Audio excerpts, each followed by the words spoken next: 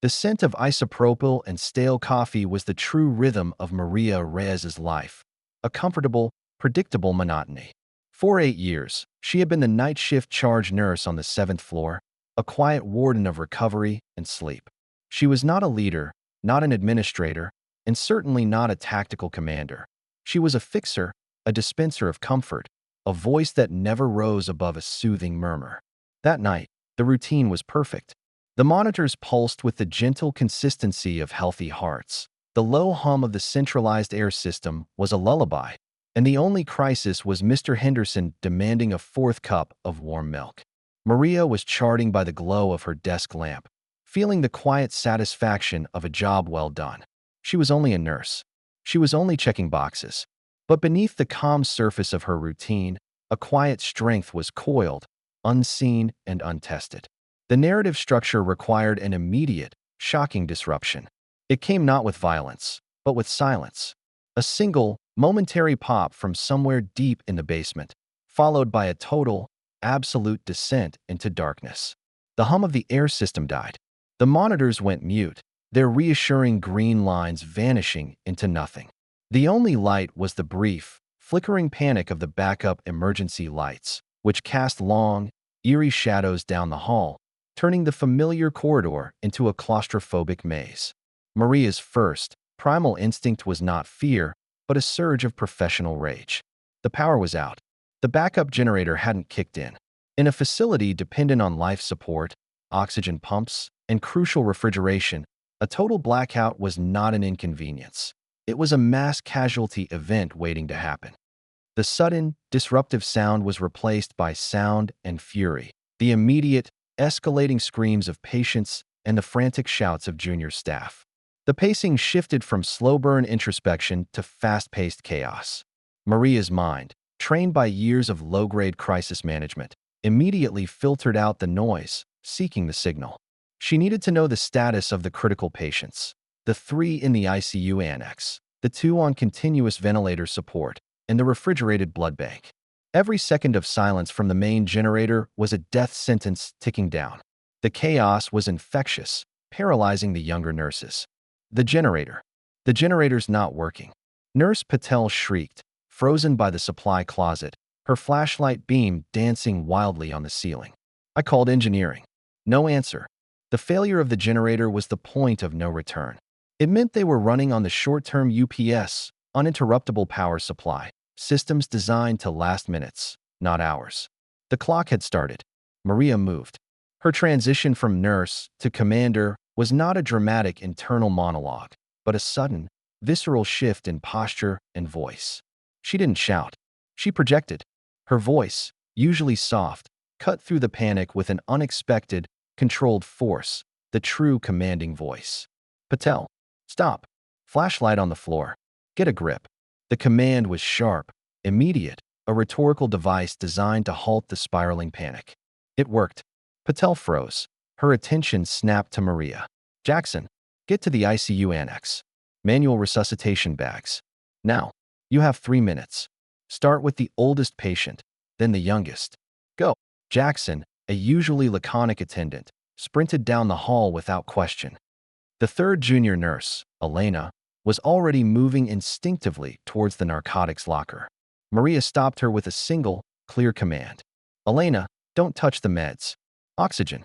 Check the portable tanks. We need to ration. Move. Maria herself ran to the wall-mounted disaster comms box. The line was dead. The phones were dead. They were operating in a bubble, completely isolated. She had to become the network. The pacing was now a relentless series of rapid, short sentences driving action. She ripped a sheet of paper from her clipboard, grabbing a red marker.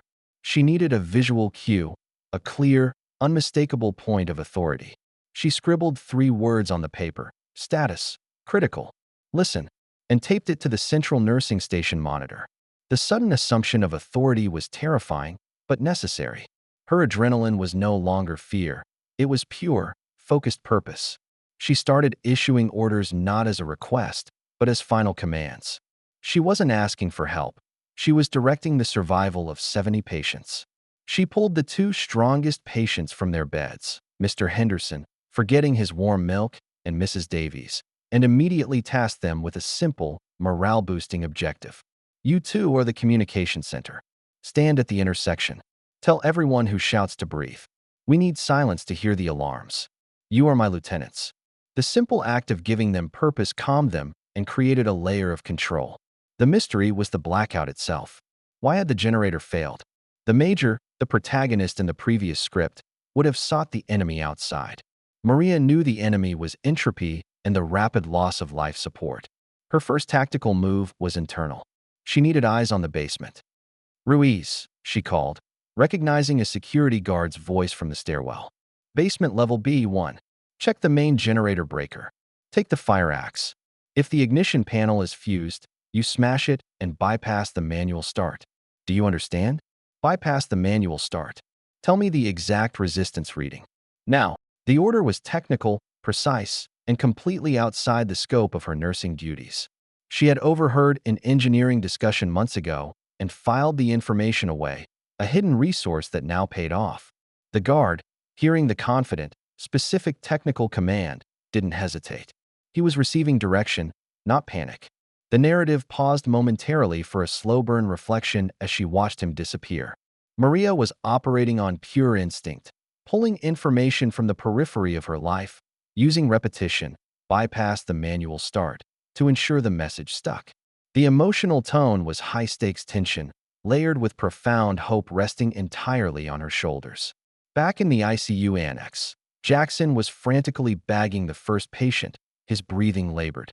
The sight of the human being acting as a life support machine was a stark visual metaphor for their desperation. Nurse Patel, having shaken off her initial panic, returned with the portable oxygen tanks. Maria pointed to the status board, her face grim in the shifting emergency light. 5 minutes for the ventilators. No more. We cut the non-essential oxygen now. All tanks go to the ICU. If we don't have power in 10 minutes, we move those 5 patients to the surgery annex. They have a self-contained system. It's a 10-minute carry.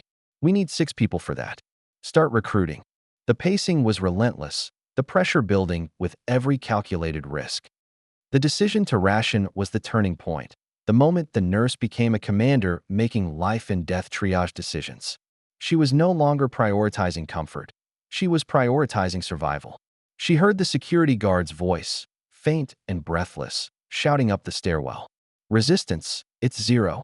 The panels melted. Charge nurse. The news was devastating. No generator. The last line of defense had fallen. The immediate threat was now absolute. Maria didn't flinch. The lack of power was a fixed reality. She needed to move to the evacuation phase. Jackson, stop bagging. Get the patient onto the portable bed. Ruiz, get back here now. We're going to the surgery annex. Recruit 4 more strong men from the lower floors. Tell them the hospital is in total collapse. That's the truth. Go. The order was not a plea, but a final, clear statement of fact, a final emotional escalation. She had accepted the worst and was acting decisively. The slow-burn tension of the escape was about to begin. The hospital, her familiar home, had become a dangerous, dark maze, and she was the only one with the map. The protagonist, starting as a quiet box checker, was now leading a desperate evacuation, her voice the only light in the suffocating darkness. The scene faded with the terrifying sound of the first ventilator alarm beginning its low, insistent beep, a rhythmic, mechanical countdown to disaster.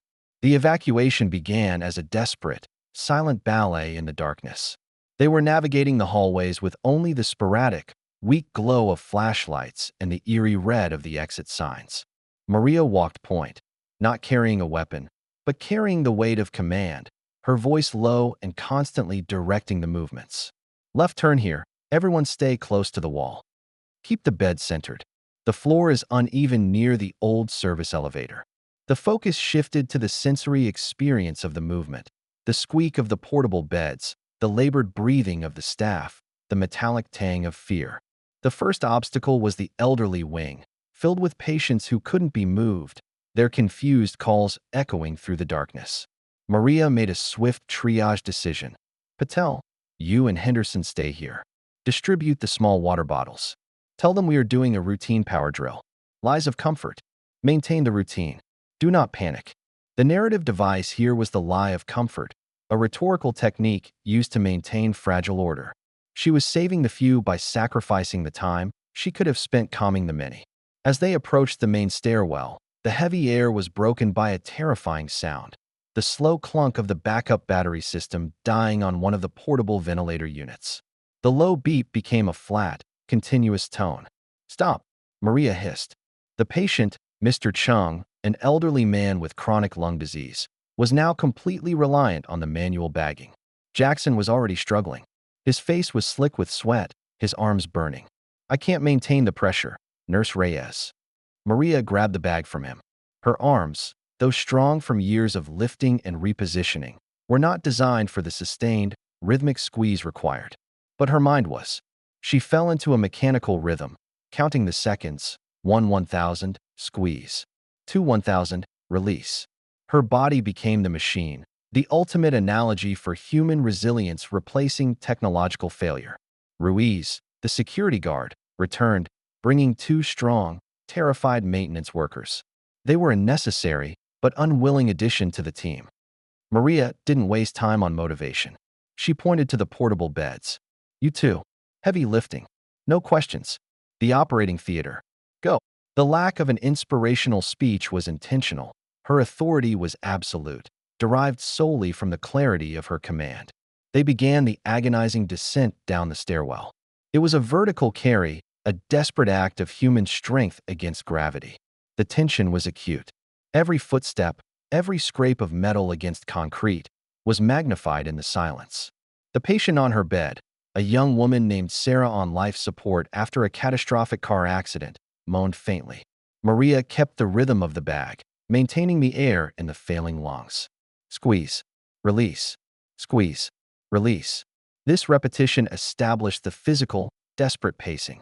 Halfway down the stairwell, they encountered a massive, unforeseen obstacle, a jammed fire door on the third floor, locked during a recent maintenance check.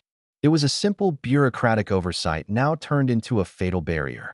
Maria's hands were occupied with the breathing bag. She issued the order. "Ruiz, fire axe. Smash the lock, but don't hit the patient." Ruiz swung the axe, the sound echoing like a gunshot. The loud noise a sharp contrast to the previous, strained silence. The metal buckled, the lock splintered, and the door flew open. They surged through, the brief moment of violent action providing a fast-paced spike in the narrative. They reached the ground floor, the final stage of the journey. The surgery annex was across the courtyard, a separate, more robust structure. But the courtyard was dark, the ground uneven, and the exposed journey meant they were risking external factors: the cold, the uneven pavement, the sheer exhaustion. Maria knew this was the moment when leadership failed, when the body finally gave up. She looked at Jackson, whose eyes were wide and unfocused with fatigue. "Jackson," she said, her voice dropping back to its normal, soothing murmur, but imbued with a new, terrifying intensity. "You are done bagging. You are now the lookout. You see anything, anyone, you shout, 'Clear.' Don't stop shouting 'clear' until we're inside." She had given him a simpler, less physically demanding, but equally vital role. She was managing not just patients, but the psychology of her team, a subtle character development moment showing her deep emotional intelligence. They moved across the courtyard, the air chilling their sweat-soaked clothes. The rhythmic chant of Jackson shouting "clear" was the only sound, a stark, simple battle cry. It created a powerful cinematic build-up. They reached the massive, automated doors of the surgery annex. They were locked. Keycard access only. "The power is out," shouted one of the maintenance workers, his voice cracking with fear. Maria didn't argue. She remembered a detail from an old security drill, a subtle common device of foreshadowing paying off. The emergency release. It's behind the wall panel. It's marked with a single, small red dot. "Get the axe, Ruiz. Fast." Ruiz, moving on instinct, smashed the small panel. The manual release lever was there. He pulled it. The doors slid open with a heavy, grinding sound, a monumental sign of relief and victory. They were inside. The surgery annex was a fortress of self-sufficiency. Its independent power core hummed to life, a low, glorious sound that was more beautiful to Maria than any music. Light flooded the room, harsh and brilliant. They connected the 5 critical patients to the life support systems. The relief was palpable, the emotional tone shifting dramatically to uplifting and dramatic. Maria finally let go of the manual resuscitation bag. Her arm dropped to her side, trembling uncontrollably. She looked at her hands, red, raw, the skin chafed, the perfect analogy for her sudden, brutal transition to commander. But the crisis wasn't over. They had saved 5 lives, but they were still cut off, the hospital outside still descending into chaos. She needed to communicate. She found the self-contained satellite radio in the surgery office. It was a bulky, ancient piece of equipment, but it worked. She sat down, her body exhausted, her mind still racing. She wasn't calling for a general rescue. She was executing her final command structure, a highly detailed report designed not to request aid, but to direct it.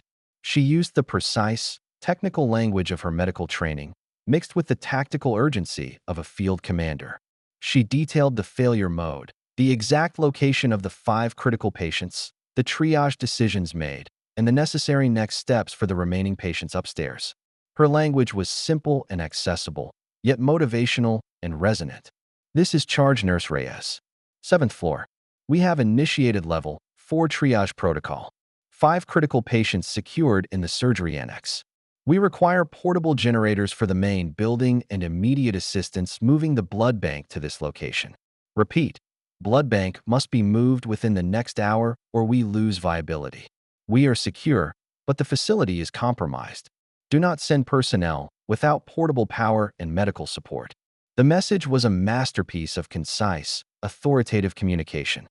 She had laid out the problem and defined the solution, completely bypassing the confusion and bureaucracy of a panicked rescue team. She had used her specialized knowledge to create the ultimate misdirection device, telling them exactly what they needed to focus on, not what she was afraid of. The response was immediate. Within the hour, the sound of distant sirens pierced the night, and the courtyard lights flickered to life. The emergency responders arrived, not in chaos, but with focus, guided entirely by her initial, precise communication. They found Maria in the surgical office, sitting quietly, drinking water, the exhaustion a heavy cloak around her shoulders. Major Thorne, a military incident commander brought in to oversee the disaster, approached her. He had read her report. He saw the chaos she had survived and the order she had imposed. He looked not at a nurse, but at the undisputed commander of the crisis. He didn't offer praise, he offered respect. That was the most efficient triage command I've ever read, Nurse Reyes. You saved that entire floor. Maria simply looked up, her eyes tired but clear. I just did my job, Major. My job is to protect my patients. She was correct, but she had redefined the scope of that job, pushing the boundaries of what nursing meant. Her point of view was firm. She was a nurse, but her actions were heroic. Weeks passed. The hospital slowly returned to normal, the low hum of the centralized air system returning, the monitors pulsing their reassuring rhythm. The blackout was analyzed, the generator failure determined to be a catastrophic, unpreventable failure in the aging infrastructure. Maria returned to the night shift, charting by the glow of her desk lamp, dispensing warm milk to Mr. Henderson. The routine was back, but she was fundamentally changed. The character arc was complete, but the style dictated a subtle, symbolic conclusion. One morning, the hospital administration presented her with an award, not a plaque for nursing, but a custom-made wrist cuff, heavy silver engraved with a single, powerful symbol, a caduceus, but with the 2 snakes coiled around a thunderbolt. The symbol was an analogy for the healing power of order over chaos. The words were simple, yet motivational and profound. Dux in silentio, leader in silence. Her life was now a heroic narrative told in whispers. She never spoke about that night, never sought fame or recognition. She was still Maria Reyes, the charge nurse. But the doctors and security staff, the patients and the engineers, all looked at her differently. They saw the quiet nurse who had moved with the tactical precision of a general. They would talk about the moment her voice cut through the darkness, the moment she took command, and how the chaos had instantly dissolved. Her story became a legend in the hospital, a subtle open loop that influenced the culture. They implemented the Reyes Protocol, a simplified disaster response plan based entirely on her intuitive triage commands. They started teaching the commanding voice in leadership seminars, using her exact commands as examples of perfect, authority-driven communication. And whenever a problem seemed too big, too complex, too overwhelming, someone would inevitably ask, what would Maria do? Her legend wasn't loud, but it was everywhere. One day, a young, nervous medical student found a tiny, handwritten note tucked into a copy of the Emergency Protocols book. It was short, simple, and unsigned. The real power isn't in the machine. It's in the rhythm. The student didn't know who left it, but the message was clear. Maria Reyes was still watching, still listening, ensuring the rhythm never broke.